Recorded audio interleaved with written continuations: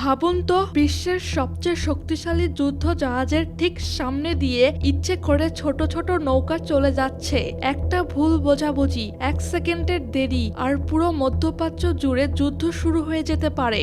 ইরানের ইসলামিক বিপ্লবী গার্ডের দ্রুতগতির নৌকাগুলো হঠাৎ করেই মার্কিন বিমানবাহী রণতরী ইউএস আব্রাহাম লিঙ্কন এর সামনে এসে পড়ে। কখনো একদম সামনে দিয়ে যাচ্ছে, কখনো আবার নিখুঁত হিসেব করে দূরত্ব কমিয়ে এনে প্রতিক্রিয়া পরীক্ষা করছে। এগুলো কোনো দুর্ঘটনা নয়, সবই পরিকল্পিত, প্রশিক্ষিত এবং আত্মবিশ্বাসী শক্তির বহিঃপ্রকাশ। কয়েকটি ঘটনায় ইরানি নৌকা মাত্র 500 গজের ভেতরে চলে এসেছে, যেখানে সামান্য ভুল মানেই ভয়াবহ সংঘর্ষ। তবুও ইরান পিছু হটেনি। বরং সবচেয়ে আতঙ্কের বিষয় হলো, মার্কিন কর্মকর্তাদের মতে ইরান ইচ্ছে করেই যুদ্ধ বিমান ওঠানামার সময় এই নৌকাগুলোর সামনে এনে ঝুঁকি বাড়াচ্ছে। সমুদ্রে এটাকে সবচেয়ে বিপজ্জনক উস্কানি বলা হয়, আর ইরান সেটা করছে চোখে চোখ রেখে। এই উত্তেজনা শুধু এখানেই থামেনি। পারস্য উপসাগরে ঢোকার পর মার্কিন ডেস্ট্রয়ার ইউএস ডেলবার্ট ব্ল্যাককে আক্রমণাত্মকভাবে অনুসরণ করে ইরানি পেট্রোল বোট। অস্ত্র সাথে নাবিকদের স্পষ্টভাবে দেখা যাচ্ছিল। সব মিলিয়ে বার্তা একটাই, এই এলাকাটি ইরানের নিয়ন্ত্রণে, তারা এখান থেকে সরে যাবে না। মার্কিন নৌ কর্মকর্তারা এই আচরণকে সরাসরি হুমকি হিসেবে দেখছেন। হরমুজ প্রণালীতে পরিস্থিতি আরও স্পর্শকাতর। এখানে ছোট মার্কিন জাহাজগুলোর চারপাশে ইরানি ফাস্ট বোটগুলো খুব দ্রুত গতিতে গোল গোল করে ঘুরছে। তারা হামলা করছে না, কিন্তু টাইমিং মাপছে, প্রতিক্রিয়া বিশ্লেষণ করছে, তথ্য সংগ্রহ করছে, অর্থাৎ যুদ্ধ না করেই যুদ্ধের জন্য নিজেকে আরো নিখুঁতভাবে প্রস্তুত করছে। তবে প্রশ্নটা এড়ানো যায় না, এই খেলাটা আর কতদিন নিয়ন্ত্রণে থাকবে? হোয়াইট হাউসের প্রতিক্রিয়া ছিল কড়া এবং স্পষ্ট। তৎকালীন প্রেসিডেন্ট ডোনাল্ড ট্রাম্প ঘোষণা দেন, মার্কিন নৌবাহিনী চলাচলে যদি কোনো ইরানি জাহাজ বাধা দেয়, তাহলে সেটিকে সরিয়ে দেওয়া নয়, বরং সম্পূর্ণ ধ্বংস করে দেওয়া হবে। এই ধরনের আদেশ নিজেই প্রমাণ করে পরিস্থিতি কতটা সূক্ষ্ম ও চাপপূর্ণ হয়ে উঠেছে। এই উত্তেজনার মাঝে যুক্তরাষ্ট্র নীরবে কিন্তু ভয়ঙ্কর শক্তি জড়ো করছে ইরানের চারপাশে। বর্তমানে অন্তত 10টি মার্কিন যুদ্ধ জাহাজ এই অঞ্চলে সক্রিয়।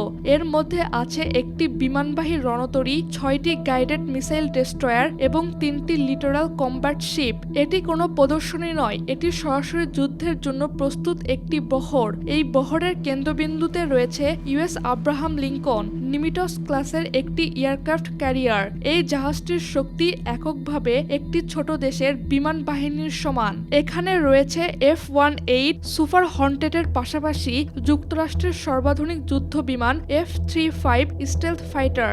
এই বিমানগুলো শত্রুর রাডার ফাঁকি দিয়ে ভেতরে ঢুকে যুদ্ধক্ষেত্রের পুরো ছবি তুলে আনে, অন্যরা যুদ্ধ শুরু করার আগেই। এই বিমানবাহী রণতরী থেকে যুক্তরাষ্ট্র চাইলে নির্ভুল বিমান হামলা চালাতে পারে, ইলেকট্রনিক যুদ্ধ শুরু করতে পারে, কিংবা আকাশে সারাক্ষণ টহল বসাতে পারে। এসব কার্যক্রম চলমান অবস্থাতেই পরিচালনা করা সম্ভব। এই কারণেই প্রশ্ন ওঠে, এই জাহাজ কি শুধু শক্তি প্রদর্শনের জন্য এসেছে, নাকি যুদ্ধ শুরু হলে সঙ্গে সঙ্গে আঘাত হানার প্রস্তুতিতেও রয়েছে?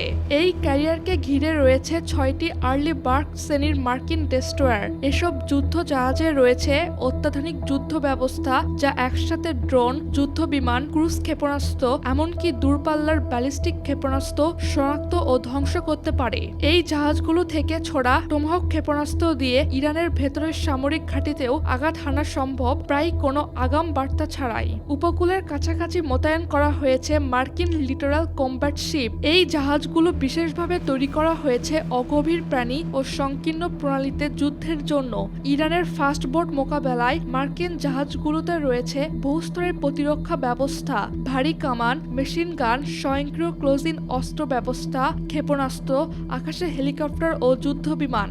একটি ইরানি নৌকাও সরাসরি লক্ষ্য বস্তুতে পৌঁছানোর কথা নয়, কিন্তু একসাথে বহু দিক থেকে আক্রমণ এলে ভুলের সুযোগ দ্রুত বেড়ে যেতে পারে। অন্যদিকে এই যুদ্ধক্ষেত্রটি ইরানের নিজের আশেপাশের জলসীমা, অগভীর প্রাণী, সংকীর্ণ প্রণালী এবং জটিল সমুদ্রপথ সবই ইরানের বহু বছরের প্রস্তুতির ফল। ইরান এখানে ব্যবহার করছে তাদের দ্রুতগতির ফাস্ট বোট, ঝাঁক কৌশল, মাইন এবং ঘন ঘন উপস্থিতি দেখানোর মাধ্যমে চাপ সৃষ্টি করার কৌশল। তাদের লক্ষ্য সরাসরি যুদ্ধ শুরু করা নয়, বরং মার্কিন প্রতিক্রিয়া যাচাই করা, সময় মাপা এবং নিজেদের নিয়ন্ত্রণ বজায় রাখা। হরমুজ প্রণালীর মতো জায়গায় যেখানে বিশ্ব অর্থনীতি নির্ভরশীল, ইরান জানে একটি ছোট ঘটনা বড় প্রভাব ফেলতে পারে, আর সেই কারণেই ইরান এখানে 1 ইঞ্চিও ছাড় দিতে চায় না।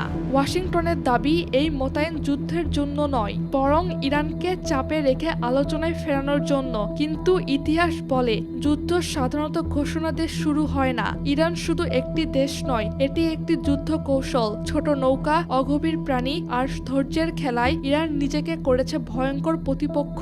ইতিহাস বারবার দেখিয়েছে ইরানকে অবহেলা করলে তার মূল্য দিতে হয় অনেক বড় শক্তিকেও। কিন্তু প্রশ্ন একটাই, এই উপসাগর কি শুধু আমেরিকার নিয়মে চলবে, নাকি ইতিহাস আবার মনে করিয়ে দেবে নিজের ঘরে লড়াই করলে ইরান কখনোই দুর্বল নয়?